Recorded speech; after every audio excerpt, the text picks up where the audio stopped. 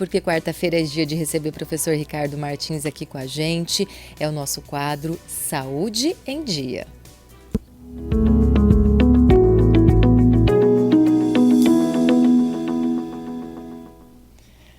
Professor Ricardo, sempre bem-vindo. Como que tá, professor? Bom dia, Flávia. Bom dia, Meg. Bom dia, Darcy.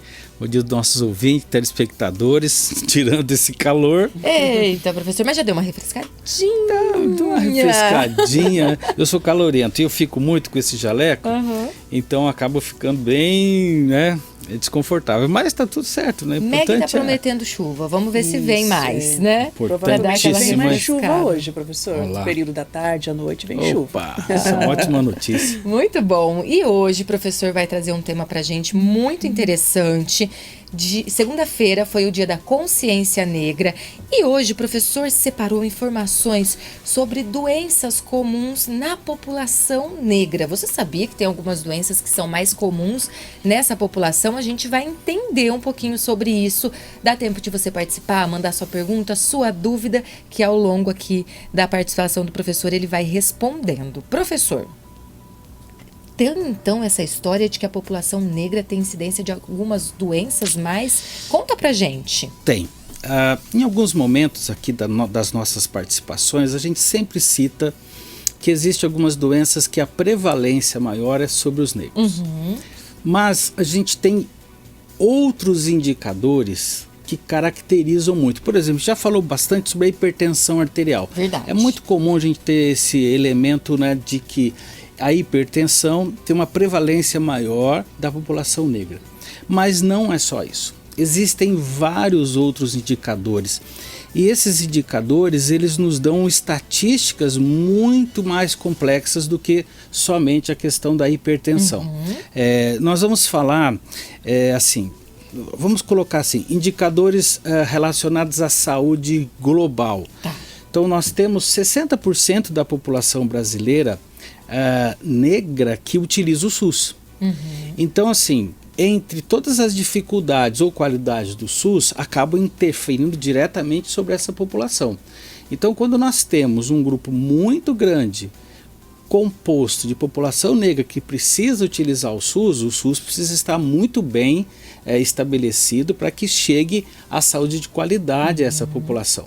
Mas nós também temos as informações de que os negros têm uma dificuldade de receber essa saúde de qualidade.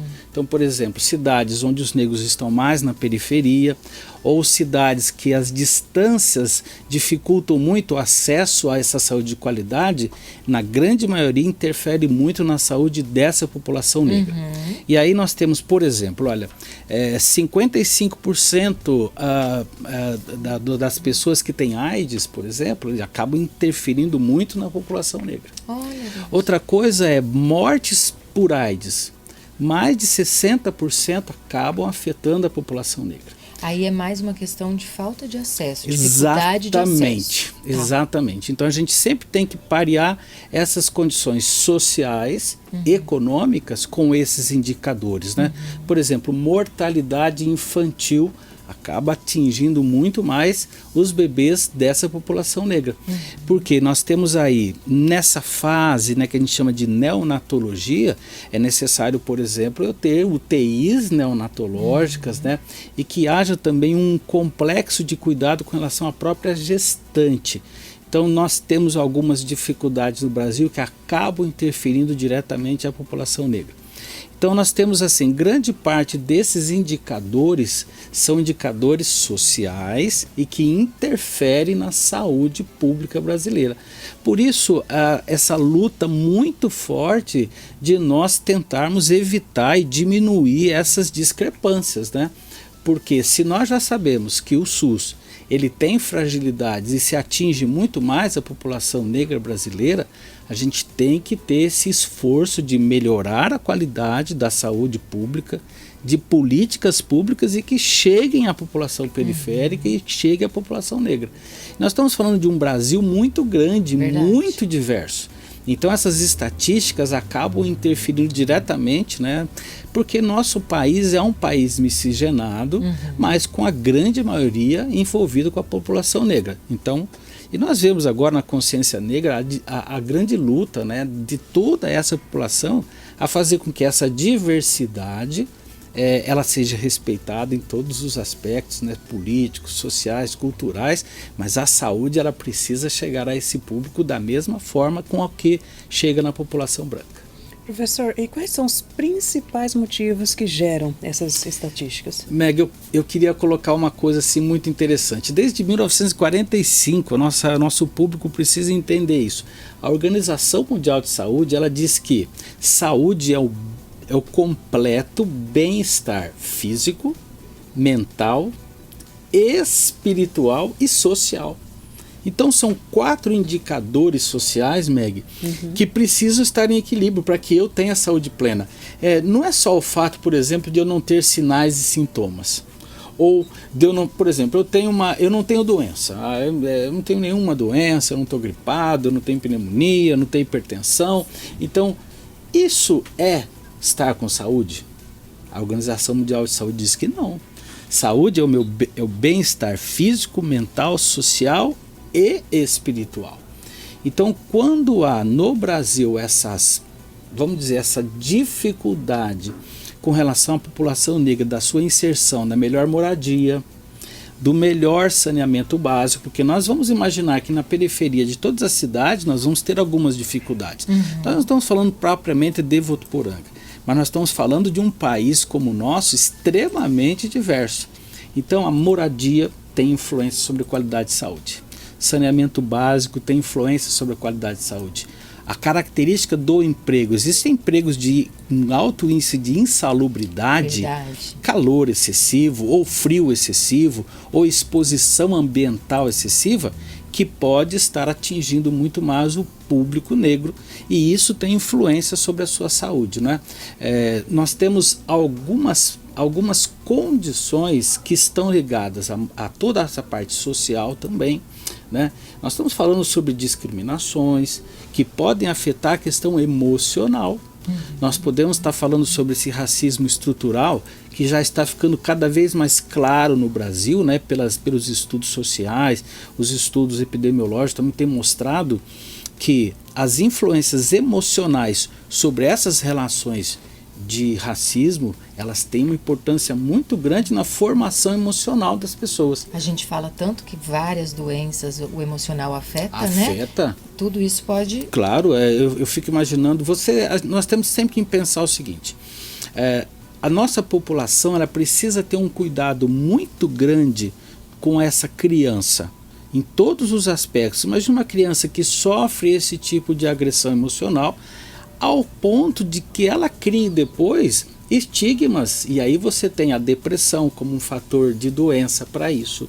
Você pode ter fatores de descontinuidade em termos sociais, e essa pessoa se sente menosprezada, e isso gera problemas emocionais. Então nós temos que ser muito claros. O Brasil ele tem uma diversidade muito grande, né, uma miscigenação muito grande, mas também a gente tem desajustes com relação a essas ofertas de moradia de qualidade, de empregabilidade de qualidade, e isso tem influência sobre a nossa saúde, sim. Isso não é de agora. Estou falando desde 1945, isso deveria fazer parte de toda a política pública brasileira, que nós tivéssemos esse padrão de equidade, né, e de equilíbrio na oferta de qualidade de vida. Porque é isso que nós queremos que influencie a nossa população, né? Muito bom. Professor, o senhor falou sobre hipertensão. Quais são as outras principais doenças que afetam? Diabetes mellitus, por exemplo, né? O câncer de próstata. Também, a gente está no Novembro Azul aí falando sobre a prevenção. O câncer de próstata está influenciado diretamente.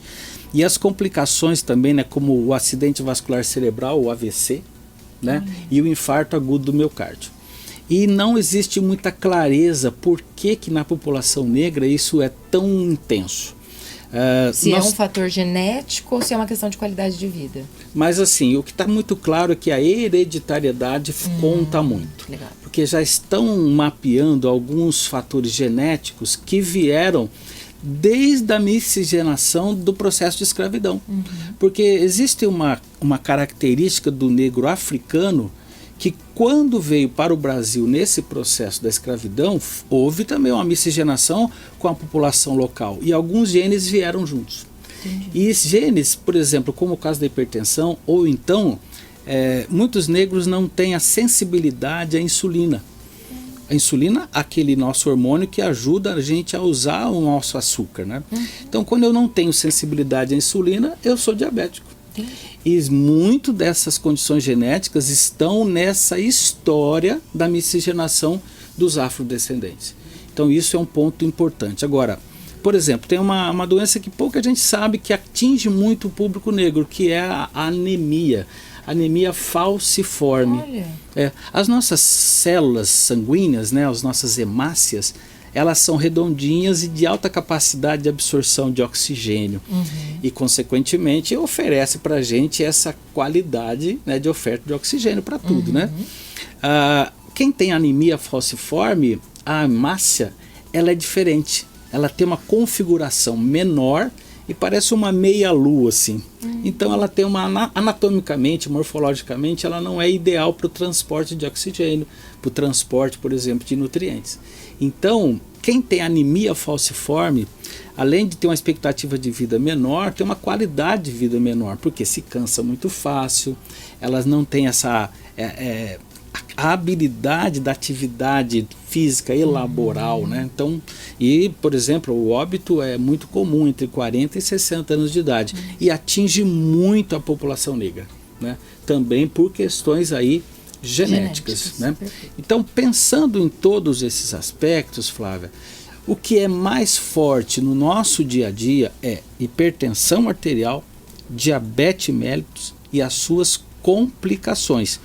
Agora, as complicações são cardíacas, as complicações podem ser renais, por exemplo, o alto índice de insuficiência renal crônica, sabe aquelas pessoas que precisam fazer hemodiálise? Estão lá também a população negra em maior porcentagem, pela incidência da hipertensão arterial e complicações renais dessa hipertensão. Então a gente tem um quadro muito característico, né, dessa desigualdade que acaba afetando esse público e naturalmente nós temos que ter um olhar de políticas públicas bem focados nesse sentido. Professor, a gente sempre destaca aqui a importância, né, da prevenção. Quais são os melhores caminhos, as estratégias para prevenir essas doenças? Meg, a principal coisa que eu e a Organização Mundial de Saúde entendemos, né? Eu também concordo. A Organização Pan-Americana de Saúde também. Sabe o que é? É cuidar das gestantes e cuidar das crianças, o que nós chamamos no estado de São Paulo de primeiríssima infância.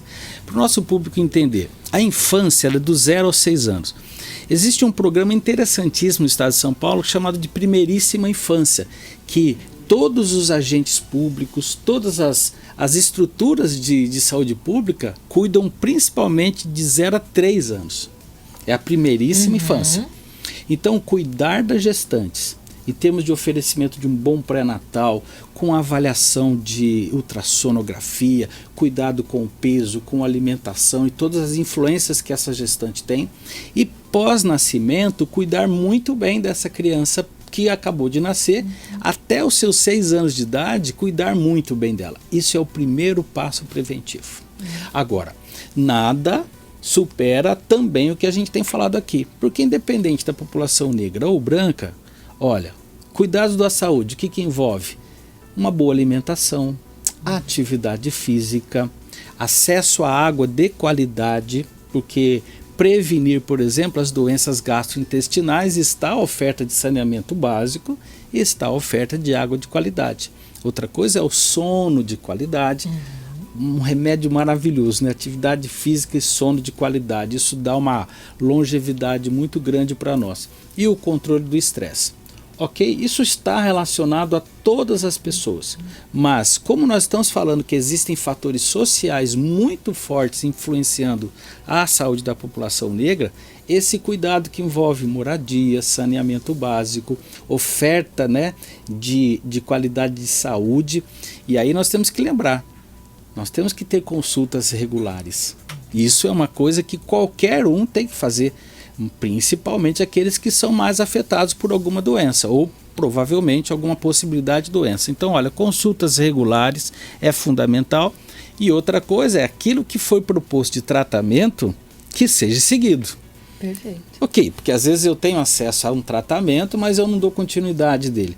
Então, independente se são negros ou brancos, é fundamental que todos façam a manutenção daquilo que foi proposto de tratamento. Então, Meg, esse conjunto, né, eu acho que é o mais importante aí em termos de prevenção de doença para todos, mas em especial nós estamos falando da população negra. Eu acho que tem que ter um foco bem assim, cuidadoso com relação a isso. Muito bom, assunto importantíssimo, Sim. professor, sempre trazendo para a gente temas que acrescentam muito para a nossa população. Maravilha. E a gente quer sempre agradecer, professor. Aí eu que agradeço, é maravilhoso estar aqui com vocês, essa bancada linda de mulheres inteligentes, né? E mulheres que me inspiram, viu? Porque eu também me preparo para vir aqui, né? E outra mulher que me inspira é minha esposa, que ela está hoje lá nos assistindo. Ela quebrou o pezinho. Oh, meu Deus. Quebrou, jogando beach tênis. Oh, atleta, né? Vai ficar fora um pouquinho. Mas vai ficar um pouquinho de molho, mas eu estou cuidando bem dela. Tem que cuidar. Um beijo especial. Obrigada, viu, pelo carinho. Professor, muito obrigada. Uma semana maravilhosa. Muito bem. E semana que vem a gente te espera. Outra informação importante. Obrigada. Um abraço. Jornal da Manhã, Unifev.